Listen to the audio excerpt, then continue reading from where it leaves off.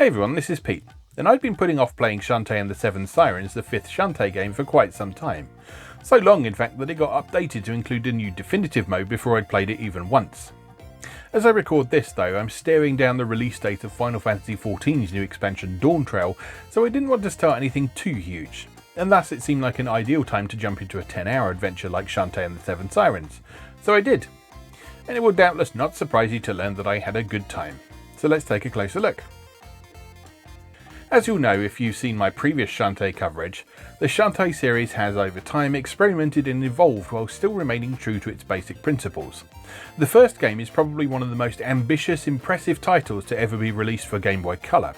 The second is a love letter to 16-bit console games, the third feels like a lost 32-bit platformer, and the fourth introduced a new non-pixel art animation style and also experimented with a new structure. Shantae and the Seven Sirens doesn't really introduce anything Shantae hasn't done before, but it does feel like a fresh shake-up of things, thanks to its combination of half Genie Hero's beautiful hand-drawn animation style and the original Shantae's Zelda-esque structure, exploring an overworld split into discrete regions, then delving into dungeons to defeat bosses and advance the story.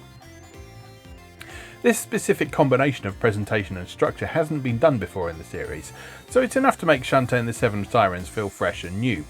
I go back and forth on which Shantae is my specific all-time favourite, but Shantae and the Seven Sirens is definitely hovering around the top end of things at the moment. Following the beautiful trigger animated intro, which features a song that would be perfect for a Shantae TV series, Shantae and the Seven Sirens sees half Genie Shantae and her extended cast of friends kicking off a holiday on a beautiful island. Well, Shantae's not exactly there for a holiday. She's been invited to participate in a Half Genie festival alongside several other members of her kind. But partway through the group's preparation for their stage performance, Shantae's newfound pals all disappear, leaving our heroine to do what she does best: strut confidently around a side-scrolling 2D world, whipping enemies with her hair, and gradually gaining in power through the acquisition of items and money with which to purchase said items. The world of Shantae and the Seven Sirens is split into several discrete areas, each with their own distinct visual theme, backing soundtrack and cast of enemies to deal with. Not every area has a labyrinth or dungeon to conquer, but several do. These are treated as separate from the interconnected world areas and mark the culmination of each of the game's narrative chapters. Much of the game involves enjoying a short bit of story, then heading off to accomplish something in the overworld, which in turn, either directly or indirectly, provides access to the next labyrinth Shantae needs to conquer. Upon reaching the end of the labyrinth in question, Shantae faces one of the titular sirens in a boss battle, at which point the chapter is considered clear, the story moves on, and then you do it all again. Despite having a chapter-based structure, Shantae and the Seven Sirens is pretty much completely open structure within the usual constraints of the genre. That means that while very little of the map has a hard block on it preventing you from going that way, your exploration tends to be gated by the abilities Shantae earns over the course of her quest. These take a few distinct forms, as in previous games. There's transformation abilities, which tend to relate to mobility of various forms, and dance magic, which has a specific effect on whatever is on screen at the time you use it. Unlike the original Shantae, her transformation abilities are not triggered by dancing. Instead, once you unlock them, they're either assigned to a specific button or automatically trigger in the appropriate context. The first transformation ability you unlock is known as Nuke Dash, and it has two key benefits. Firstly, there's a short-range horizontal air dash, and secondly, it has the ability to stick to a vertical wall and climb up it. While this might sound like it would open up a lot of the world almost immediately, Shantae and the Seven Sirens areas are cleverly designed so that there's just enough awkwardly placed overhangs and platforms to prevent you from climbing absolutely everywhere. Not long after unlocking the Nuke Dash, you earn Shantae's first dance magic, known as the Seer Dance. This allows Shantae to see hidden objects. Some of these are simply destructible scenery items that can be hair-whipped for bonus items, but it will also help reveal invisible platforms, which are also intangible while they're invisible, enemies that are usually invisible, and spots that can potentially reveal hidden items when used in conjunction with other abilities. There are a lot of hidden items in Shantae and the Seven Sirens, so Seer Dance is something you'll be using a lot if you want to go for 100% item completion. The next transformation ability to put in an appearance is the curiously named Gastro Drill, which allows Shantae to drill into and through soft dirt. This allows her access to numerous areas that were previously inaccessible. Some dirt patches have sleeping monsters buried in them. Freeing one causes it to roam the path that Shantae has dug out, though she can defeat them if she runs into them with her drill bit head. There's one sequence in which you have to locate hidden items buried in a large dirt area. The room they're in is indicated on the map, but in order to actually find them you have to drill through the specific tiles they're concealed behind, which are indicated by a subtle sparkling effect. Not a super challenging puzzle, but a nice use of the mechanic for more than simple traversal. Shantae's next dance magic is the refresh dance, which will likely be primarily used by most players as a self-heal, but which can also restore withered plants to vitality and turn poisonous liquid into harmless swimmable water. It also has a devastating effect on undead enemies. In just one of many wonderful examples of the game's gentle but cheeky sense of humour, several undead enemies have unique animations for if they're defeated by the refresh dance, with my personal favourite being the mummified enemies whose bandages are stripped by the refresh dance, revealing a very embarrassed looking disrobed zombie beneath.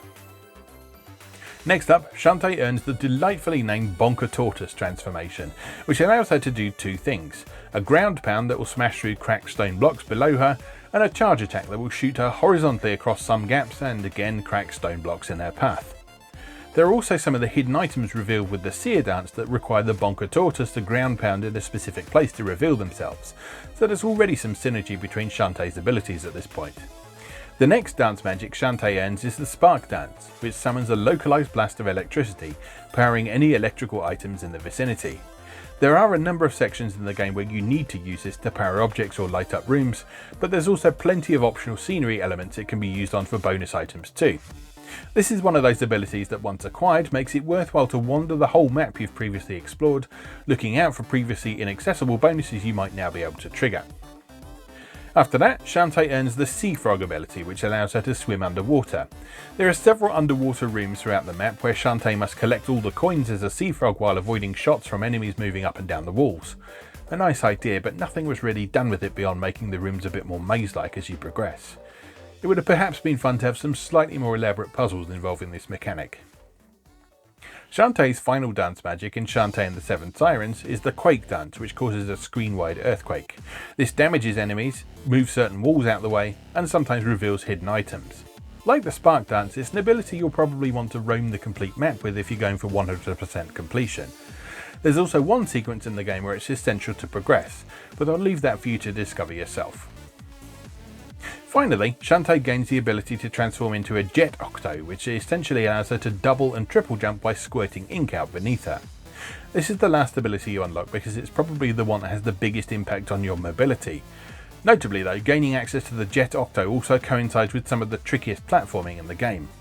There are several sequences, some optional, some not, that require clever use of the Jet Octo's double and triple jump in concert with the Newt Dash in order to successfully traverse a perilous spike-filled corridor. Nothing too massacre thankfully, but it's good that the environment does present a bit of a challenge once Shantae has acquired all her traversal abilities. One of the nice, rather considerate features of Shantae and the Seven Sirens is that if you enter a room where one of the dance magics will reveal something, you'll see an icon depicting one of Shantae's new friends, with each corresponding to the dance magic they taught her. While you still have to make a few circuits of the map to attain 100% completion, this feature at least alleviates the frustration of searching areas that have nothing to discover. It doesn't remove the challenge of discovery either, as many rooms throughout Shantae and the Seven Sirens world scroll across several screens, so you need to find the right part of these rooms to use the dance magic in order to uncover the hidden items. As well as the transformations and dance magic, Shantae can also collect monster cards by defeating enemies. Acquiring these allows Shantae to equip up to 3 passive abilities. Some of these can be unlocked by collecting just one card from an infrequently appearing monster. Others require multiple of the same card to be collected before they can be used. Particularly powerful cards corresponding to the Siren bosses are also available. These all require Shantae to find metallic nuggets as hidden items using her various transformation and dance magic abilities, then present them to one of several card collector characters scattered around the game world, only once she's defeated the boss depicted on the card of course. The definitive mode update to Shantae and the Seven Sirens also includes 2 additional game modes, one where she has access to all the monster cards from the outset of the game but can still only equip 3 at once, and another where she can equip up to 50 simultaneously. Both of these, as you might expect, change the balance of the game quite radically, as the cards allow you to customize and tweak the way the game plays to your own preferred style. Some cards increase the effectiveness or reduce the magic cost of some of Shantae's special weapons, for example, while others increase the damage of her basic attack, cause her magic meter to automatically regenerate, or make it more likely for enemies and destructible scenery elements to drop certain items. Cards can be swapped out at any time without penalty, so savvy players will, for example, swap in the cards that reduce the cost and increase the effectiveness of the refresh stance when Shantae needs to heal, then perhaps swap back out to cards that increase the likelihood that magic replenishment items drop, or the aforementioned automatic regeneration ability. Shantae and the Seven Sirens is a reasonably challenging game. It's certainly not one that most players will get through with 0 deaths on their first time through, but it's also not so punishing that you'll ever really feel like you've hit a roadblock. The hardest part of the game by far is the very beginning, when Shantae has only 3 hearts of health and none of her special abilities. The further you progress, the easier the game gets, until you reach the final boss with the ability to turn invincible for short periods, a reliable healing spell, regenerating magic, half damage taken from enemies and half magic consumption. While the growth in power is on the one hand pretty fun, it also makes the endgame encounters near trivial. The final boss battle in particular is more a test of endurance than a fight that requires any real skill. That's a bit of a shame, but it doesn't undercut what Shantae and the Seven Sirens is really good at, providing an interesting, well-designed world that it's a pleasure to navigate thanks to responsive controls, excellent animation and solid mechanics.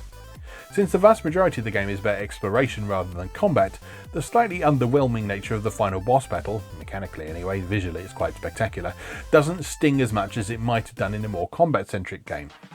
All in all, Shantae and the Seven Sirens is an excellent Shantae game. It's beautifully presented with the gorgeous character art and animation complemented by the excellent music the series is known for, and some short but sweet animated video sequences that introduce each boss encounter and major story moment. Being rewarded for progress with a movie scene is a pleasingly old school touch that works well with the overall structure and feel of the game. I don't think I'd necessarily recommend it to anyone as their first Shantae game, primarily due to how it makes numerous references to her previous adventures via recurring characters and in-jokes, but it's definitely a very solid installment in the series. It gives me confidence that this almost certainly isn't the last we've seen of our half Genie Hero, so I can't wait to see where her next adventure takes us. And in the meantime, there's always Yars Rising too. And so it just remains for me to say, as always, thank you very much for watching, and I'll see you again next time.